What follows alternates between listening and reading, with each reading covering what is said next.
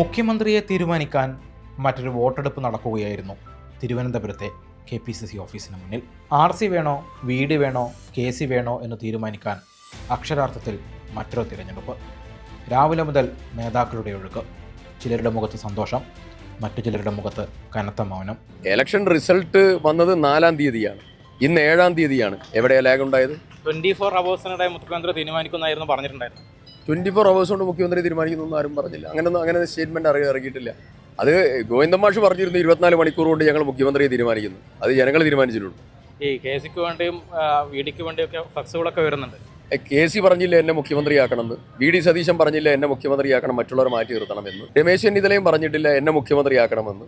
കോൺഗ്രസ്സിൽ ഒരുമിച്ച് അഭിപ്രായമെടുത്ത് അഭിപ്രായത്തിൻ്റെ അടിസ്ഥാനത്തിൽ വളരെ കൃത്യവും വ്യക്തവുമായിട്ടുള്ള നിലപാട് കോൺഗ്രസ് ഹൈക്കമാൻഡ് ഡിക്ലെയർ ചെയ്യും. അത് കേരളത്തിലെ കോൺഗ്രസ് പ്രവർത്തകർ മനോഹരമായി സ്വീകരിക്കും, നല്ല ഭരണം കാഴ്ചവെക്കും. ഉത്തരവാദിത്തം മനോഹരമായി ഐക്യ ജനാധിപത്യ മുന്നണി കേരളത്തിൽ നിർവഹിക്കും. 102 സീറ്റിന്റെ ബലത്തിൽ UDF-നെ അധികാരത്തിലേറ്റി വലിയ പ്രതീക്ഷയോടെ കാത്തിരുന്ന ജനങ്ങൾക്ക് മുന്നിൽ ഒരു വേള കോൺഗ്രസ് നേതൃത്വം തന്നെ അപഹാസ്യരാക്കുന്ന കാഴ്ച.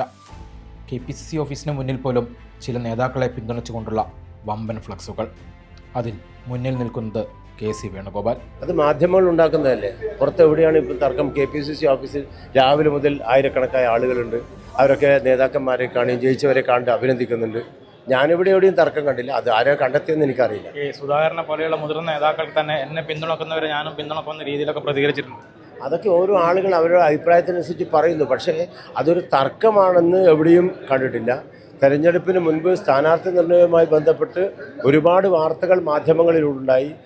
സുധാകരൻ്റേതായാലും മറ്റു നേതാക്കന്മാരുടേതായ രൂപത്തിലുള്ള പല കമൻറ്റുകളും അദ്ദേഹം പറയാതെ തന്നെ പറഞ്ഞുകൊണ്ട് മാധ്യമങ്ങളിലുണ്ടായി. പൊട്ടിത്തെറിയാണെന്ന് പറഞ്ഞു.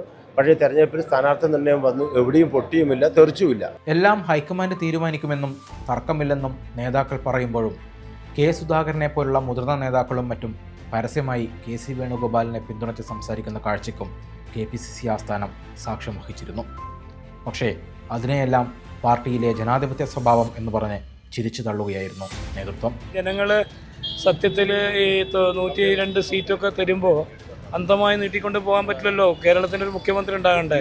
തർക്കമില്ലാത്ത രീതിയിൽ എല്ലാവരും പറയുന്നത് തെരഞ്ഞെടുപ്പിനെക്കാളും വലിയ തെരഞ്ഞെടുപ്പാണ് KPCC ഇവിടെ ഓഫീസിൻ്റെ ഉള്ളിൽ. അത് സ്വാഭാവികമായിട്ട് കോൺഗ്രസിൻ്റെ മാത്രമല്ലല്ലോ, എല്ലാ പാർട്ടിയും ഇങ്ങനെ തന്നെയാണല്ലോ. ഒരു ജനാധിപത്യ സംവിധാനം കുറച്ചുകൂടി കൂടുതലുള്ള കോൺഗ്രസ് ആയതുകൊണ്ട് ഒരു തുറന്ന ചർച്ചയുടെ ഭാഗവും MLA അഭിപ്രായങ്ങൾ തേടുന്നു എന്നുള്ളതല്ലേ ഉള്ളൂ. പക്ഷേ ഇങ്ങനത്തെ ഇവിടെ നിന്നുള്ള വാർത്തകളൊക്കെ പുറത്തു വരുമ്പോൾ ഭയങ്കര മോശമല്ലേ? ഇങ്ങനെ ഒന്നുമില്ല. കോൺഗ്രസ് കാലാകാലങ്ങളിൽ ഇങ്ങനെ തന്നെയാണ്.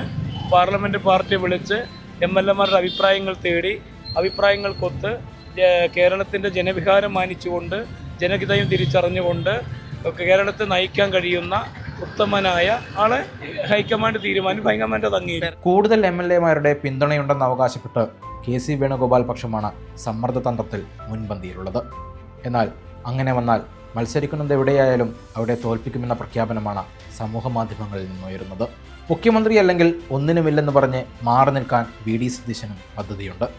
എല്ലാം സന്തോഷകരമായി വരുമെന്ന് പറഞ്ഞ് രമേശ് ചെന്നിത്തലയും പ്രതികരണത്തിൽ നിന്ന് മാറി നിൽക്കുകയാണ്.